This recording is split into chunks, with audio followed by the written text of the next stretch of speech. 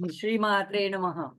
ह्रीङ्कारासनगर्भितानलशिखां सौक्लिङ्कलां बिभ्रतीं सौवर्णाम्बरधारिणीं वरसुधा धौतान्त्रिनेत्रोज्ज्वलां वन्दे पुस्तकपाशमङ्कुशधरां स्रग्भूषितामुज्ज्वलां त्वां गौरीं त्रिपुरां परात्परकलां श्रीचक्रसञ्चारिणीं। श्रीमात्रे नमः। जय हाटकेश, जय અંબે। આજે આપણે આનાથી આગળ હવે નેક્સ્ટ સ્ક્રીન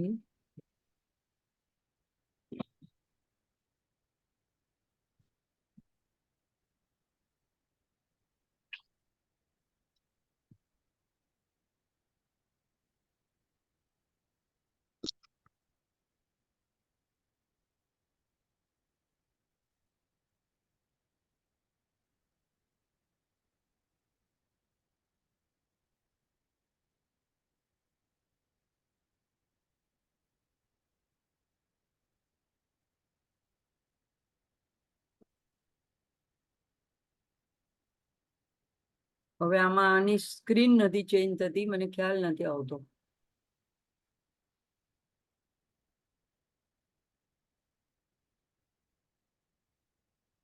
હા, થયું ભાઈ। ઓકે, તો આપણે 20 સુધીના જોઈ લીધા છે અને આજે આપણે એનાથી આગળ જોશું। 21મા મંત્રથી જોશું। ઓમ પદ્મકૈરવ મંદાર સુમાલિન્યૈ નમો નમઃ। તો અહીંયા હવે આના પછી આની પહેલાના સુધી આપણે જોયું કે પહેલો જે મંત્રાત્મક માનો વિગ્રહ છે, માનો જે પંચદશી મંત્ર છે, એનો જે પહેલો વાગ્ભવ કૂટ છે, એ માનું ચહેરાનો વર્ણન જ્યાં સુધી આવે છે ત્યાં સુધી એ પહેલો કૂટ છે અને એ પહેલા કૂટને કહેવાય છે કે ઈચ્છા શક્તિ એમાં માની કાર્યાન્વિત થાય છે અને એ જે છે ધર્મને આપનારો કૂટ છે। હવે જે કંઠ સુધી છે, તો કંઠથી કંઠોધ કટી પર્યંત, કંઠના અધોભાગથી કટી સુધીનો હવે જે શરૂ થાય છે આ નામથી 21મા મંત્રથી, એ છે કામરાજકૂટ, મધ્યકૂટ। તો લલિતા સહસ્ત્રનામમાં છે કંઠાદ કટી પર્યંત મધ્યકૂટ સ્વરૂપિણી। અહીંયા હવે માની ઈચ્છા શક્તિ, એ શક્તિ કાર્યાન્વિત થાય છે। તો આ જે કૂટ છે એ આપણને અર્થ અને કામ પ્રદાન કરનારો છે। તો એમાં જે માના આભૂષણો અને માના જે અંગોનું વર્ણન છે, એમાં સૌથી પહેલું આવે છે મંત્ર આવે છે ઓમ પદ્મ કૈરવ મંદાર સુમાલિન્યૈ નમો નમઃ। તો પદ્મ એટલે તો કમળ, કૈરવ એટલે એ પણ એક જાતનું કુમુદ કે એવું કમળ છે કે જે રાતના ચાંદનીમાં ખીલે છે। તો આપણે પૂર્ણી પણ કહેવાય છે। તો જે અમુક કમળ હોય છે દિવસમાં સૂર્યના પ્રકાશમાં ખીલે છે અને અમુક ચંદ્રના પ્રકાશમાં ખીલે છે। તો એ બંને જાતના કમળો અને મંદાર પુષ્પ, બહુ પુષ્પ સુપૂજિતાય, તો શંકર ભગવાનને પણ મંદાર પુષ્પ અતિશય પ્રિય છે અને માને પણ જે પંચ સ્વર્ગીય પુષ્પો કહેવાય છે, હરિચંદન, મંદાર, કલ્પવૃક્ષ અને આ પારિજાત, આ બધામાંથી મંદાર પુષ્પ માને બહુ જ ગમે છે। તો એ મંદાર એ સ્વર્ગીય એક સુંદર અલૌકિક સુગંધ વાળું પુષ્પ છે અને એની માળા એવી સુમાલ્ય ને સુંદર મજાની ગૂંથેલી એવી માળાઓ માએ પોતાના કંઠમાં ધારણ કરીને રાખી છે। તો આવી એમાં એમ પણ કહેવામાં આવે છે કે આ જે છે પુષ્પો છે એ માની પાસે શું કામ જાય છે? તો આપણને લાગે છે કે પુષ્પો સુગંધિત છે એટલે આપણે માને સુગંધિત પુષ્પ અર્પણ કરીએ છીએ, પણ ખરેખર એમ કહેવાય છે કે પુષ્પ જે છે આ બધા સ્વર્ગીય પુષ્પો છે। તો એ લોકો માના સાનિધ્યમાં જઈને માની જે વિગ્રહની સુગંધ હોય છે, માની જે સુવાસ હોય છે, એ ધારણ કરે છે અને પછી જગતમાં ફેલાવે છે। એ લોકોની પોતાની એ સુગંધ છે ને એ લોકોએ મા પાસેથી અર્જિત કરેલી છે। તો એવી સુંદર માળાઓ માએ ધારણ કરી છે। આગળ આવે છે ઓમ સુવર્ણ કુંભ યુગ્માભ સુકુચાયૈ નમો નમઃ। તો સુવર્ણ એટલે સુવર્ણના, સોનાના બનેલા કુંભ એટલે કે જાણે કળશ છે, એવા યુગ્મ એટલે બે એવા કળશ છે। સુકુચાયૈ એ માના બે વક્ષસ્થળ છે। તો અહીંયા એ વક્ષસ્થળ સ્વરૂપ એવા બે સુવર્ણના કુંભને નમન કરવામાં આવ્યું છે. નમો નમઃ. હું એમને વારંવાર નમન કરું છું. તો કયા આ સુવર્ણના બે કુંભ છે? તો સુવર્ણ એ એક તેજોમય પ્રકાશમય એવાનું પ્રતીક જે છે, ઉર્જાનું, શક્તિનું, એનું પ્રતીક રૂપે અહીંયા સુવર્ણ કુંભ કહેવામાં આવ્યો છે. તો જ્યોતિ કલશ છલકે એમ પેલા એક ગીત પણ આવતું હતું સવારમાં જ્યારે સૂર્યોદય થાય છે ત્યારે. તો જાણે કે જ્યોતિનો કલશ છલકીને એમાંથી પ્રકાશનો પ્રવાહ, પ્રકાશનો સ્ત્રોત બહાર પડતો હોય એવા સૂર્યની ત્યારે કલ્પના એ ગીતમાં કરવામાં આવી છે. તો એ પણ આના પરથી જ છે. તો એક તો માનો મંત્રમય વિગ્રહ છે કે જેમાં માના પંચદશીના મંત્ર પ્રમાણે એના 3 કૂટ 3 વિભાગ પડે છે. અને આ જે અહીંયા હવે આ નામમાં જે ઉલ્લેખ છે એ માનો વિશ્વ વિગ્રહ એટલે કે દિવ્ય વિગ્રહ, એટલે કે આખું જગત જ માનું એક શરીર બનેલું હોય. તો એ શરીરમાં વિશ્વના એવા મૂર્તિમાં તો માના આ જે વક્ષસ્થળ છે એ શેનું પ્રતીક છે? તો પોષણ શક્તિનું પ્રતીક છે.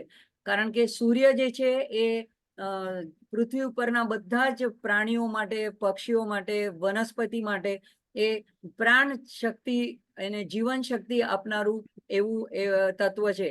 અને ચંદ્ર છે એ રાતના વખતે બધા વનસ્પતિને ઔષધીય ગુણો પ્રદાન કરે છે. ઔષધિઓ ચંદ્રપ્રકાશમાં વિકસિત થાય છે અને સૂર્યપ્રકાશમાં જે છે એનાથી સૂર્ય દ્વારા આપણને પ્રકાશ, ઉર્જા, પ્રાણ શક્તિ, જીવન શક્તિ, એના દ્વારા આપણને ગરમી, આ બધી જ વસ્તુ, અને એના દ્વારા અન્ન એટલે કે પોષણ શક્તિ. તો એ પોષણ શક્તિના પ્રતીક રૂપે અહીંયા એ બે કુંભ છે. અને એ બે કુંભ કયા છે? તો એક સૂર્ય છે, એક ચંદ્ર છે. તો એવા બે માના, કારણ કે માં જે છે જગતજનની છે, આદ્યા શક્તિ છે અને શ્રી માતા છે. તો એ પોતાના બધા જ બાળકોનું સારી રીતે ભરણ પોષણ થાય, એનું પાલન થાય, એ લોકોનો વિકાસ થાય, એ લોકોનું સંરક્ષણ થાય, એટલા માટે થઈને માએ આ સૂર્ય અને ચંદ્રને બેને અહીંયા જગતમાં સ્થાપિત કર્યા છે. એને આ કાર્ય સોંપ્યું છે. તો એવું જાણે એ વિશ્વ વિગ્રહમાંના સૂર્ય અને ચંદ્રના જે સુવર્ણમય બે કળશ છે એ જાણે કે માના વિશ્વ વિગ્રહના બે વક્ષસ્થળ છે. તો એ બે વક્ષસ્થળને હું નમન કરું છું, વારંવાર પ્રણામ કરું છું. તો આપણામાં સૂર્યની પ્રાર્થના કરવામાં આવે છે, ગાયત્રી મંત્ર દ્વારા સૂર્યને અર્ઘ આપવામાં આવે છે, ત્રિકાળની સંધ્યા અર્પણ કરવામાં આવે છે. કારણ કે સૂર્ય એ પ્રકાશનો, એનર્જીનો, ઉત્સાહનો, કાર્ય કરવા માટેના આપણને પ્રેરિત કરનારું એવું એક બળ છે. અને આપણી બુદ્ધિને પણ એ સન્માર્ગે દોરનારું એવું એ તત્વ છે. અને ચંદ્રની પણ આપણે પૂનમના દિવસે માને ચંદ્રનું પૂર્ણ ચંદ્રમાં, પૂનમના ચંદ્રમાં માનું ચંદ્રબિંબ કલ્પીને ત્યારે લલિતા સહસ્ત્રનામ દ્વારા ચંદ્રની પણ પૂજા કરવામાં આવે છે. અને અરુણા અરુણ કૌસ્તુભ એમ અરુણા કરુણા તરંગિતાક્ષીમ કહીએ છીએ. તો સવારના ઉગતા સૂર્યને પણ માના મુખ સાથે કલ્પના કરવામાં આવે છે. તો આ બંને જે છે માના વિગ્રહમાં એક બે મહત્વના તત્વો છે, સૂર્ય અને ચંદ્ર. તો એવા બે માના પોષણ શક્તિના પ્રતીક રૂપે એવા જે બે સુવર્ણ કળશો છે એને હું વારંવાર નમન કરું છું. પછી આવે છે ઓમ રમણીય ચતુર્બાહુ સંયુક્તાય નમો નમઃ. તો અહીંયા હવે આગળ કીધું કે હાથમાં શું શું ધારણ કર્યું છે એમ, પણ અહીંયા ફરીથી કીધું ચતુર્બાહુ સંયુક્તાય નમો. કારણ કે હવે અહીંયાથી કંઠની નીચેથી હવે ઈચ્છા શક્તિનો કૂટ શરૂ થયો છે, કામરાજ કૂટ શરૂ થયો છે. તો આ ચતુર્બાહુ જે છે એ ધર્મ અને એક અર્થ અને કામ, પહેલો કૂટ ધર્મ અને બીજો કૂટ છે અર્થ અને કામ પ્રદાન કરનારો છે. અર્થ એટલે પૈસા. તો અર્થોપાર્જન કરવા માટે હાથની જરૂર પડે છે, હાથથી માણસ કાર્ય કરે છે. અને એના દ્વારા કામ એટલે કે એની જેટલી ભોગ ઈચ્છાઓ હોય છે, જે કાંઈ જીવનમાં પ્રાપ્ત કરવાનું છે એ બધું એને પ્રાપ્ત થાય છે. પણ એ કે શેના દ્વારા?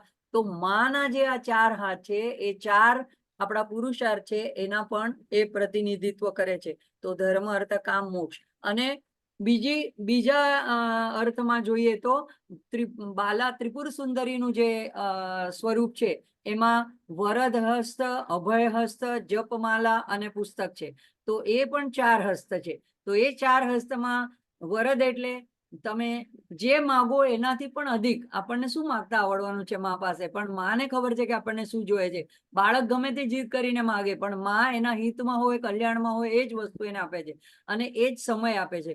તો એવું વરદાન આપનારો એક હસ્ત, એક અભય એટલે કે ભયમાંથી રક્ષણ કરનારો, અનિષ્ટથી બચાવનારો એવો અભયદાયક એવો અભય હસ્ત, અને એકમાં જપમાલા. તો જપમાલાને અક્ષમાલા પણ કહેવાય છે. અક્ષમાલામાં જે આપણા સંસ્કૃતના વર્ણના 51 વર્ણ છે, તો એવી એક અક્ષમાલા માએ હાથમાં ધારણ કરી. એટલે લલિતા સહસ્ત્રનામમાં નામ આવે છે માતૃકા વર્ણ રૂપિણી. એટલે કે બધા જ બીજાક્ષર મંત્રો, બધા જ સંસ્કૃતના મૂળાક્ષરો અને એ માતૃકાઓને ધારણ કરેલી, એટલે કે બધા જ મંત્ર, સર્વ મંત્રમયી.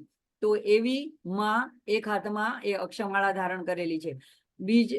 એના પછી ચોથા હાથમાં માએ પુસ્તક ધારણ કર્યું છે. તો પુસ્તક એ જ્ઞાનનું પ્રતીક છે. તો માની પાસે બધી જ વિદ્યાઓ છે. તો કઈ વિદ્યા છે? તો 18 વિદ્યા કહેવામાં આવે છે. એમાં 4 વેદ, ઋગ્વેદ, યજુર્વેદ, સામવેદ અને અથર્વવેદ. પછી એના જ ઉપવેદ, એટલે કયા વેદમાંથી પછી પાછી જ્ઞાનની કઈ શાખાઓ પ્રગટ થઈ. તો ઋગ્વેદમાંથી આયુર્વેદ બહાર આવ્યો, યજુર્વેદમાંથી ધનુર્વેદ, સામવેદમાંથી ગંધર્વ વિદ્યા અને અથર્વવેદમાંથી શસ્ત્ર વિદ્યા. તો અને આ 4ના પાછા બીજા 4 ઉપવેદ એટલે 8 થઈ ગયા. વેદાંગ એટલે આ બધી વ્યાકરણની અને આ બધાની રચનાઓ શેના પર આધારિત છે. તો એના પણ 6 અંગો છે, એને વેદાંગ કહેવાય છે. એમાં શિક્ષા, કલ્પ, વ્યાકરણ, છંદ, નિરુક્ત અને જ્યોતિષ. તો જ્યોતિષ શાસ્ત્ર પણ એક શાસ્ત્ર વિદ્યામાં આવે છે. તો એના દ્વારા જ આપણા બધા ચોઘડિયા, આપણા સારા મુહૂર્તો કે બધી નક્ષત્રની ગણના, કાળની ગણના, તો બધું જ્યોતિષ વિદ્યામાં એ પણ બધું અંતર્ભૂત થાય છે.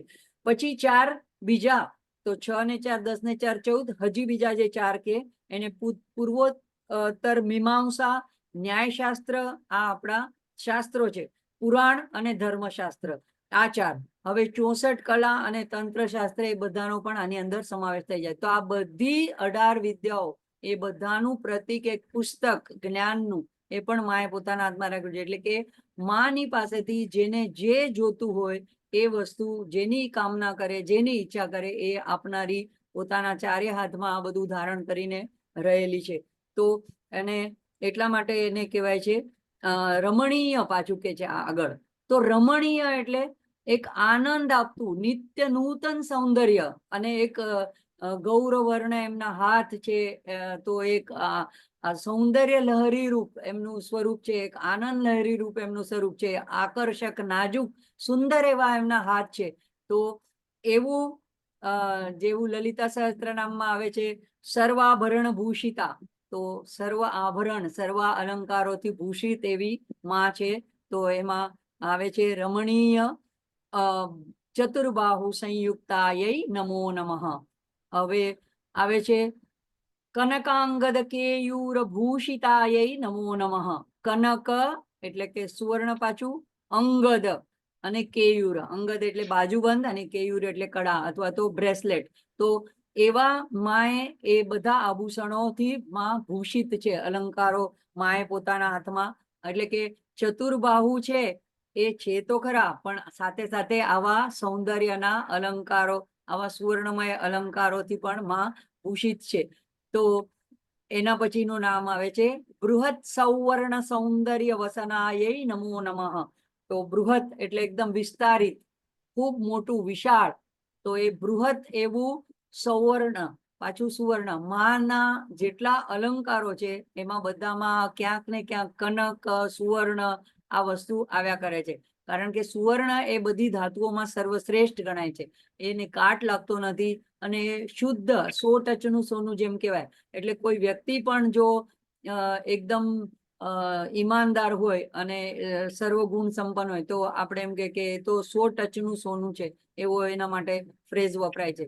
તો એ સુવર્ણ વાળું વસનાય એટલે માનું વસ્ત્ર, વસન